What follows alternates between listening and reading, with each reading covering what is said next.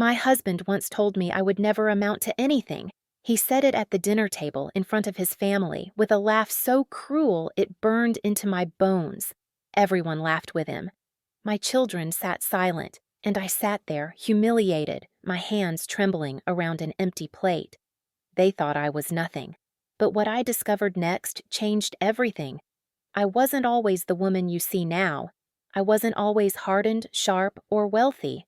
No, once, I was just a simple young girl with big eyes and bigger dreams who fell in love with a man I believed would protect me forever. His name was Daniel, tall, confident, with that dangerous smile that made me feel like I was the only person in the world. He came from a well-off family, people who wore money on their sleeves, diamond rings flashing in the sunlight, shoes polished so well you could see your reflection in them. I didn't belong in that world, but Daniel made me believe I could. I was 19 when we married. 19, naive, and so full of hope it almost hurts to remember. At my wedding, I overheard one of his aunts whisper, "She's too plain, too poor. This won't last." I should have listened, but I ignored it because Daniel held my hand and promised me the world. We moved into his family's house after the wedding. It wasn't really a home. It was a castle for them, a prison for me. His mother, sharp-tongued and icy, treated me like I was hired help, not her son's wife. Every morning she would point out something wrong. "You folded the sheets the wrong way," or "That stew smells cheap." His sisters sneered when I tried to join their conversations about vacations or jewelry. I sat quietly, invisible, holding on to Daniel's promises that we'd have our own place one day, but one day never came. Instead, I worked, harder than anyone. I woke before dawn to cook, to clean, to make sure the house gleamed like a palace. I wanted them to see I was worthy, that I could belong. I hoped foolishly that my devotion would win their approval. And for a while, I thought Daniel saw me. He would smile, stroke my hair, whisper that things would get better.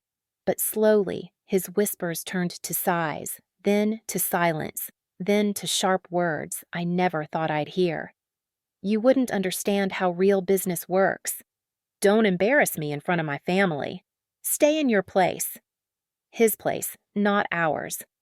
I tried to ignore the cracks. I told myself marriage was hard, that families needed time to warm up. And I poured my heart into raising our children. 2 boys and a little girl. They were my light, my reason to endure. I read them stories at night, brushed their hair, packed their lunches, kissed their scraped knees. They loved me once. I know they did. But Daniel's family, they were poison. Slow, silent poison dripping into every corner of my life. They whispered lies into my children's ears. "Your mother doesn't understand money. She doesn't matter." They told Daniel I was lazy, uneducated, holding him back. And little by little, I saw the way my children looked at me shift. Respect faded, pride dimmed. They started to copy his tone, his sharpness, his dismissal. Still, I clung to hope. I had dreams, small ones compared to theirs. A little shop of my own, maybe, selling handmade clothes or food, something I could call mine. I even shared the idea once at a family dinner. My hands were shaking as I said it. I was thinking, maybe I could open a small shop, something simple, a place people could gather. The silence was deafening. Then the laughter began, loud, mocking, cruel. His sister rolled her eyes, his mother smirked. And Daniel, my Daniel, leaned back, smirking. "You, a businesswoman? Don't embarrass yourself." The words sliced through me. The laughter echoed. My children stared at their plates, and in that moment, I felt myself shrink. I was a shadow in my own life, but I didn't give up. Not yet. I tried again and again to prove myself.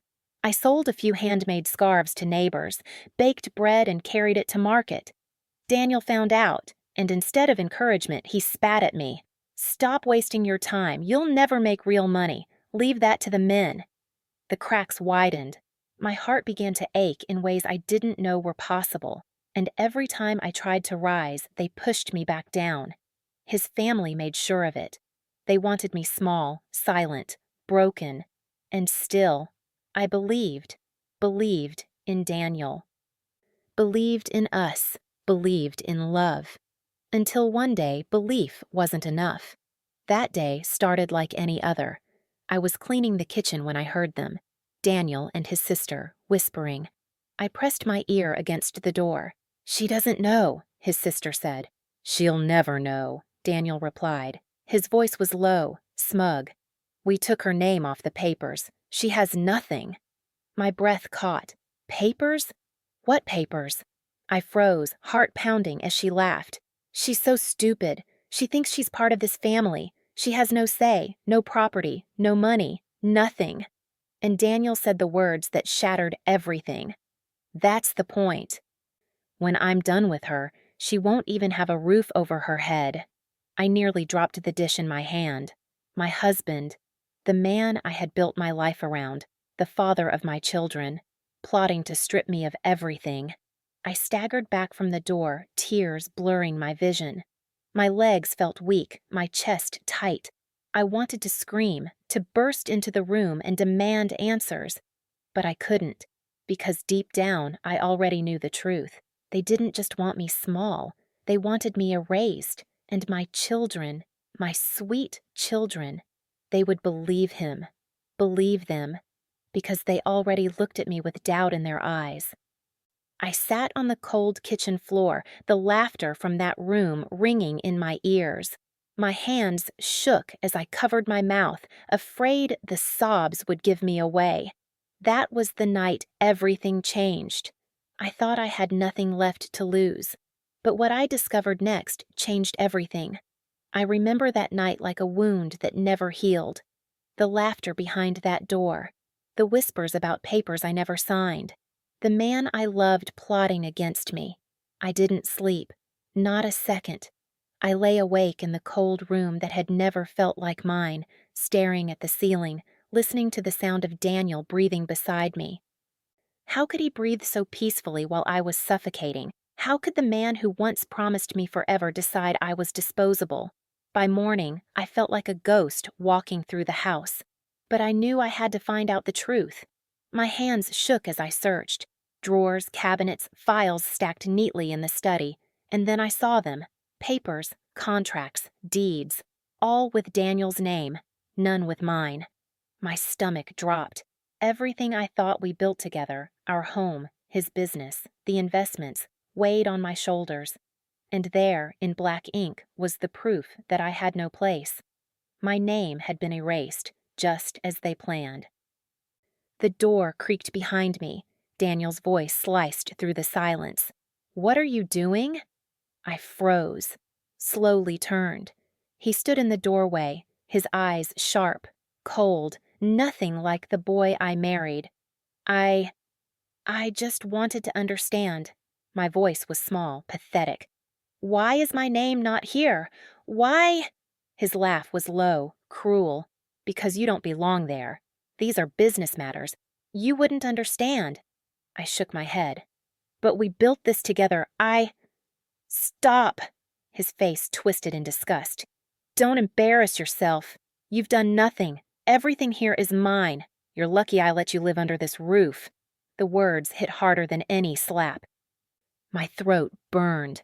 "I gave you my life, Daniel. My youth, my work, our children. Our children," he cut me off sharply, stepping closer. "Are mine too. Don't forget that." I stumbled back. For the first time, I saw the stranger he had become, and I realized I had no power, not even over my own children.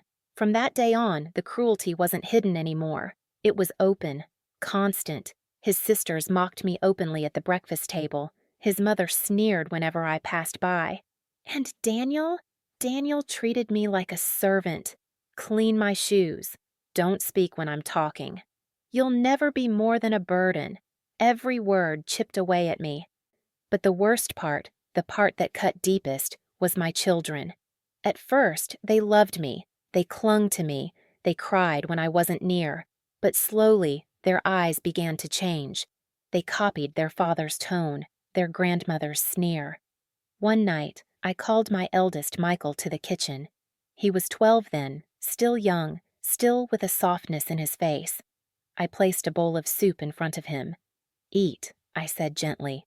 "You've been running around all day." He looked at the bowl, then at me. "Father says your food is cheap. He says you don't know how to cook real meals." The spoon slipped from my hand. "Michael? Why would you say that?" "Because it's true." His voice was flat, almost rehearsed. "Grandma says you don't belong here. She says you'll ruin us." My heart shattered in my chest. "Michael, I'm your mother." He shrugged, pulling the bowl away. "Father says mothers should stay silent." I wanted to scream, to shake him, to remind him of the nights I held him when he was sick, the songs I sang to calm his nightmares. But I couldn't, because his little eyes were already hardened, already poisoned. And it only got worse. At family gatherings, they made me sit at the farthest corner, a chair near the door, like I was the hired help. I remember one wedding, everyone dressed in silk and gold, laughter echoing through the grand hall. And me? I wore a simple dress I had stitched myself. Daniel's sister saw me and snickered, loud enough for the others to hear. "Look at her. She thinks she's one of us." I wanted to disappear, but Daniel made it worse. He raised his glass, smirking at me. "Don't mind her," he told the guests. "She's used to cheap things. She wouldn't know quality if it hit her in the face." The hall erupted in laughter. Even my children giggled nervously, looking at me as though I were a joke. I sat frozen, my face burning, tears stinging my eyes. That night, I cried into my pillow until my throat was raw. It didn't stop there. Daniel started disappearing at night. He'd come home late, smelling of perfume I didn't own. I asked once, softly, "Where were you?" He glared. "Don't question me." The next day, his sister whispered in my ear as she passed, "He found someone better, younger, smarter. You didn't think he'd stay with you forever, did you?" The words clawed at me. I confronted him again, desperate. "Daniel, is it true? Are you seeing someone?" He smirked, that awful, smug smirk. "So what if I am? What can you do about it? You have nothing." "You are nothing." The floor seemed to crumble beneath me. My knees buckled. I could barely breathe. And then came the day that broke me completely. It was a bright Sunday. The children were playing in the garden. Daniel called them inside, his voice loud. "Come here. Your mother and I need to talk to you." They gathered, curious. He stood tall, smug, while I trembled beside him. "I want you all to understand," he said firmly. "This house, this family, this future, it's mine. Your mother, she doesn't belong here. She never did. She's an embarrassment." My youngest daughter, Sarah, looked at me with wide eyes. "But she's our mom." Daniel's hand slammed against the table. "She's nothing. She has no money, no power, no say. You don't listen to her. You listen to me." And then, my eldest, my sweet Michael. He turned to me, his voice sharp. "You destroyed us. Leave." The words ripped through me like knives. My own son, my own blood, telling me to leave. I couldn't breathe, couldn't move. My vision blurred. My heart felt like it had been torn from my chest. I staggered back, looked at their faces, cold, distant. Not one reached out to stop me. Not one defended me. Daniel smirked. "You heard him. Get out." And so I walked. Out of the house. Out of the life I had built. Out of the world that had never wanted me. I walked into the night with nothing but the clothes on my back and the hollow echo of my son's words ringing in my ears. I thought I had lost everything, my marriage, my children, my dignity, but fate had other plans, because what happened next would change everything. I walked into the night with nothing, no suitcase, no savings, not even a photograph of the children I had raised with every ounce of my heart, only the clothes on my back, only the echo of my son's voice in my ears. "You destroyed us. Leave." Those words hunted me in every step I took down the empty road. Each time my feet touched the cold pavement, they cut deeper. Destroyed them? Me? The woman who had sacrificed everything, who had bent her back until it cracked to keep them fed, clothed, loved. The cruelest betrayal is not from enemies, it's from the ones you love. That night, I had no place to go.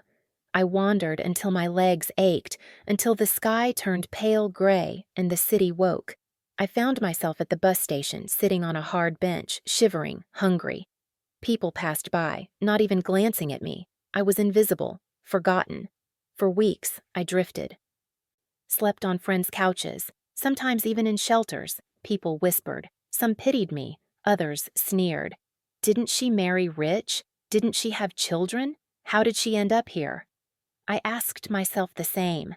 The first winter alone was brutal. My fingers cracked from cold. I wrapped myself in old blankets, huddling by thin windows that let in the wind. I skipped meals, surviving on bread crusts and tea. I thought about giving up. Many nights, I thought about it. My body felt empty, my spirit shattered. But then I remembered something, a voice from long ago, my grandmother's. She used to tell me, "The earth does not laugh at the seed, child, because it knows what's coming." And suddenly, I wasn't just a discarded woman. I was a seed, buried, pressed into the dirt, left in the dark, but not dead. Never dead. That thought kept me alive. I took small steps. I cleaned houses, scrubbed floors until my hands bled. I sewed clothes, mended torn hems, sold bread at the market. Each coin I earned, I saved. Not much, but mine. My children didn't visit. My husband didn't look for me. His family spread lies that I had abandoned them, that I was unstable, useless, and people believed them. It broke me again when I saw Michael one day on the street. My son, my firstborn. He was taller now, more like his father. I rushed to him, heart bursting. "Michael!" I cried, grabbing his arm. He looked at me like I was a stranger, cold, detached. He pulled away. "Don't touch me. Father said you're nothing to us." My knees almost gave way. "I'm your mother. Please don't believe him. I love you." He turned, eyes full of something sharper than hate. Indifference. "If you loved us, you wouldn't have left." And then he walked away. I sank to the ground, sobbing. Passers-by stared. No one stopped. My son had been stolen from me, not by death, but by lies. That was the lowest moment of my life. Lower than poverty. Lower than hunger. Lower than cold. My own blood rejected me. But rock bottom has a strange power. Once you hit it, there's only one way left to go. Up. I stopped crying after that day. Tears wouldn't save me. Tears wouldn't prove the truth. Tears wouldn't give me back my dignity. So I made a decision, a vow whispered through clenched teeth. If I had only myself, then myself was enough to rise again. I began to learn. In the library, I devoured books on business, on finance, on self-development. I listened to cassette tapes about investing. I asked questions in markets, watched how money moved, how deals were made. I studied harder than I had ever studied in my life, and slowly, opportunities appeared. An old shop owner, Mr. Alvarez, noticed my determination. He was kind, worn with age, but sharp as a blade. He taught me things nobody else would: how to negotiate, how to reinvest, how to see value where others saw none. "Patience builds empires," he told me once, looking into my eyes. "Remember that. Don't rush. Grow slowly, quietly. One day, they'll see what you've become." I worked for him first, sweeping floors, organizing shelves. Then he let me run the stall when he was tired. Then he gave me advice on buying my own. Every coin I saved, I held on to like gold. I skipped comforts. No new clothes, no sweets, no heat. Everything went into my dream. And then I bought it. My first stall. A tiny place in the corner of a crowded market, barely big enough to stand in. But it was mine, my name, my effort, my pride.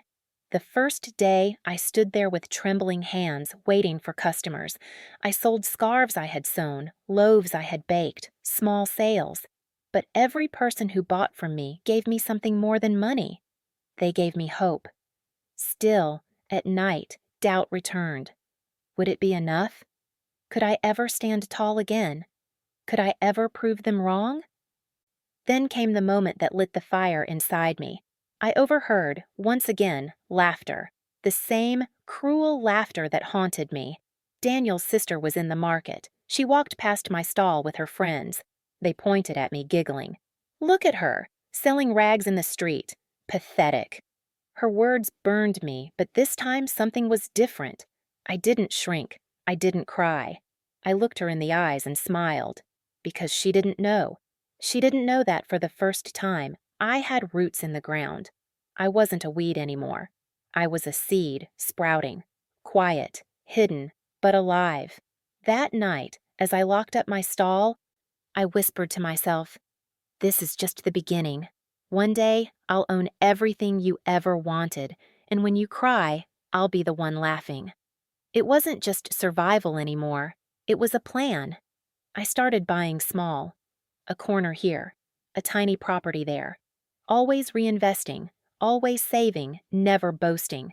While they laughed, I was building. While they mocked, I was preparing. Years passed. I became sharper, tougher. My small stall grew into a shop, then another. My name began to spread quietly in business circles. Nobody connected me to Daniel's discarded wife. I was the ghost who rose. But still, I stayed in the shadows. Revenge takes time. Revenge takes patience. Every time I saw my children, they looked at me with distance. They didn't know who I was becoming. They didn't care. But I cared. Not to win them back, not anymore, but to show them one day what they had thrown away. I wanted the world to see. I wanted him to see. I wanted Daniel, his smug sisters, his icy mother, his poisonous family, every last one of them to know that the woman they cast aside, the woman they laughed at, the woman they broke, was stronger than all of them combined. And that day was coming. I felt it in my bones. I waited. Not days, not months. Years. Years of silence, of working, of building in the shadows. Years of swallowing every memory of their laughter, every cruel word, every humiliation. Patience. That was my weapon. By the time a decade had passed, I was no longer the broken woman they had thrown out. I was someone else, harder, sharper, wealthier. I had built businesses that thrived, properties that grew in value, and an empire nobody knew was mine. I had what they never expected me to have. Power. And with power came the moment I had been waiting for. It started quietly. Daniel's business, the one he had stolen from me, began to crumble. Bad deals, poor choices, too much arrogance. I had been watching, waiting, and when the cracks appeared, I moved. Through front companies, silent partners, hidden names, I bought up the debts, one by one, until the creditors didn't belong to him anymore. They belonged to me. The day he received the letter that his company now reported to a mysterious new owner, I could almost hear his scream from across the city. He tried to fight, but every lawyer, every banker he turned to told him the same. It's legal. The papers are in order. There's nothing you can do. The man who once told me I was nothing was now begging faceless walls for mercy. And still, he didn't know it was me. That was just the beginning. His sister, the smug one who sneered at me in the market, she ran a boutique, expensive dresses, overpriced jewelry, the kind of place that lived off reputation. I waited until a scandal whispered through the city, rumors of counterfeit fabrics. I fueled them quietly with documents and whispers in the right ears. Her clients pulled away, her debts grew, and when she had no choice but to sell, I was there. Smiling on the inside as the contract slid across the table. She never saw my name, only the name of a corporation I controlled. Her boutique became mine, and I kept it running, better, cleaner, more successful than she ever managed. Her mother, Daniel's proud mother, once told me I would die poor and forgotten. She clung to her estate, her precious home, as proof of her superiority. But she was careless with money. Taxes piled up, maintenance costs drained her savings, and when she was forced to sell, oh, how I savored it. The buyer? Me. Every corner of their world, every piece of land they claimed as proof of their importance. One by one, it came under my hand. And still, they didn't know. But soon, they would. The moment arrived on a cold winter's evening. Daniel sent word through a lawyer. He wanted to meet. Desperation filled his voice, though he tried to hide it. When I walked into the office, he froze. His eyes widened. He hadn't seen me in years, not since the night he threw me out like trash. Time had aged him harshly. Lines etched deep into his face. The arrogance dulled, replaced by panic. You, he stammered. I sat across from him, calm, collected, dressed in silk and gold, everything they once mocked me for not having. Yes, I said simply. His lawyer cleared his throat. Mr. Daniels is facing foreclosure. His business is collapsing.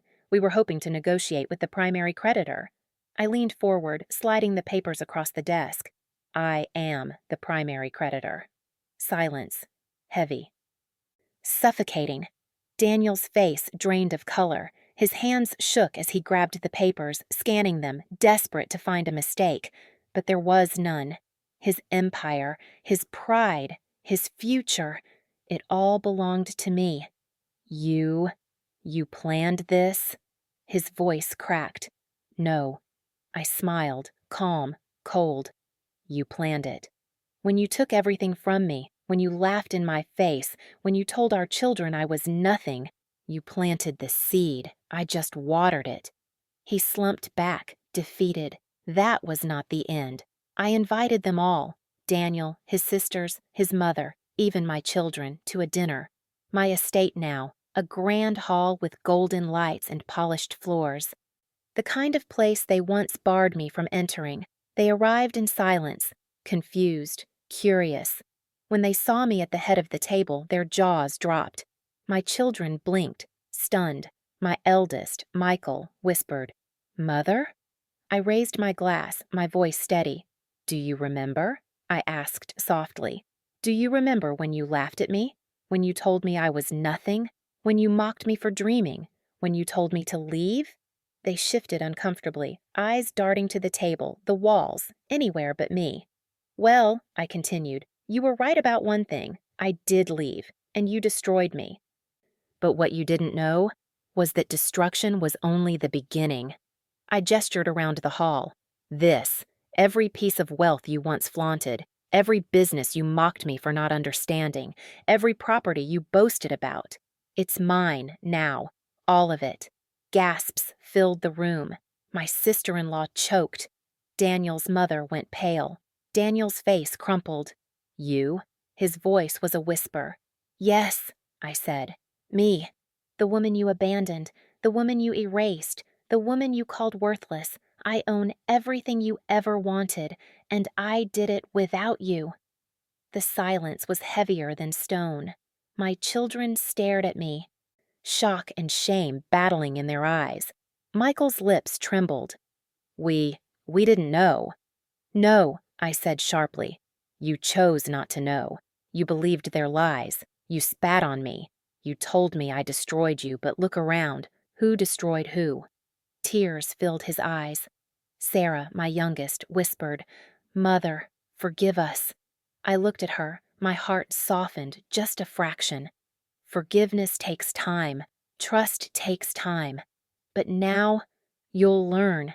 You'll all learn. I stood, my glass raised. They laughed when I had only myself, but now they cry because I have everything they ever wanted. And in that moment, I saw it, the humiliation, the regret, the collapse of every ounce of arrogance they had carried for decades. That was my revenge.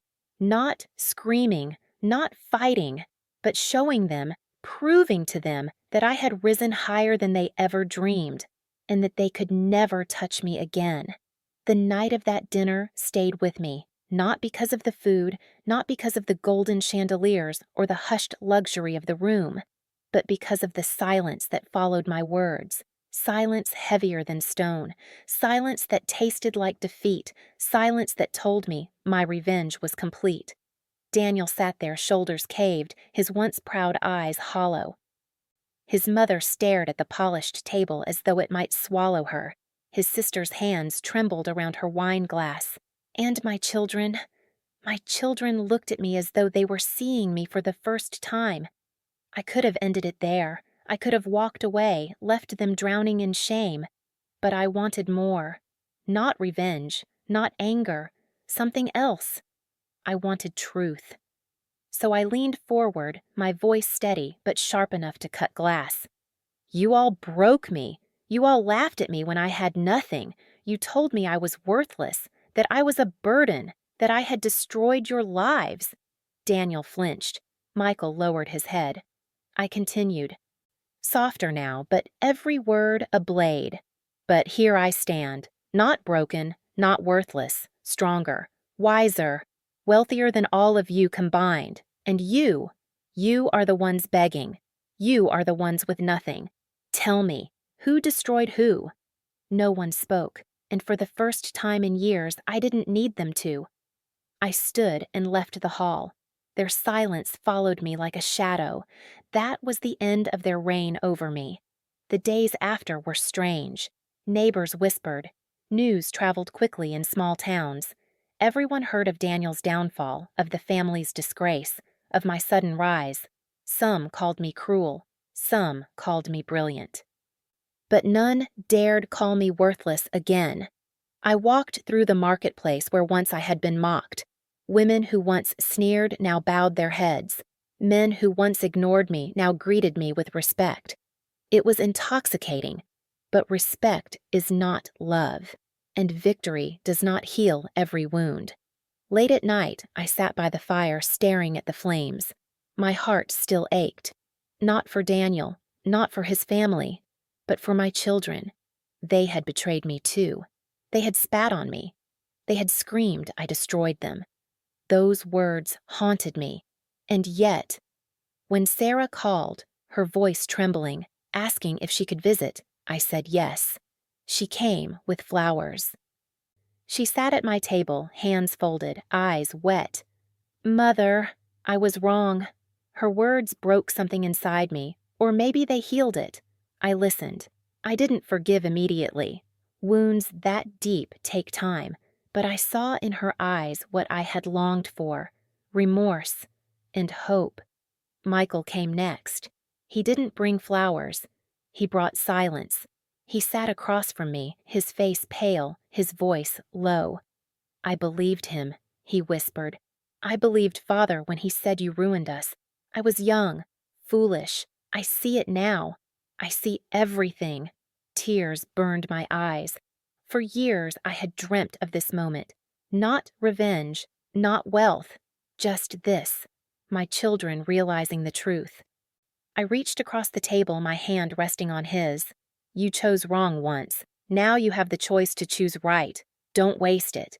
He nodded, tears slipping down his cheeks, and in that moment, I knew. Revenge was sweet. But reconciliation, even fragile, was sweeter. As for Daniel, his downfall was complete. He lost the business. He lost the estate. He lost the respect of the community. He lived in the shadow of his failures, while I walked in the light of my triumphs. Once, I might have pitied him. Once, I might have longed for his apology, but pity is wasted on those who never felt remorse. He passed me once, on the street. Our eyes met. His lips parted as though he might speak, but I turned away. For me, he no longer existed. That was the final revenge, not the empire, not the wealth, but the simple truth that I no longer cared. Now, when I look back on those years, I don't see weakness. I see fire. I see the woman I became. They laughed when I had only myself. They mocked me when I was small, poor, broken. They thought they had destroyed me. But they were wrong, because when you have only yourself, you learn something powerful. You learn to fight. You learn to build. You learn to rise. And I did. I rose higher than they ever dreamed. I took everything they once held above me and made it mine. And when they cried, when they begged, when they regretted, it was too late. For me, revenge was not about crushing them. It was about proving them wrong. It was about standing taller than the storm they threw me into. Now I am free. Free of their chains, free of their voices, free of their laughter. My children visit. They call me every week. They have learned what loyalty means, what betrayal costs. And though wounds remain, love is slowly growing again. I am not naive. I know the scars will never fully fade, but scars are proof of survival. And I survived. I survived, and I conquered. So when people whisper my story, when they wonder how I endured, I smile. Because the answer is simple. I endured because they underestimated me. And I triumphed because I believed in myself. They laughed when I had only myself, but they cried when I owned everything they ever wanted. And that, my dear, is the sweetest ending of all.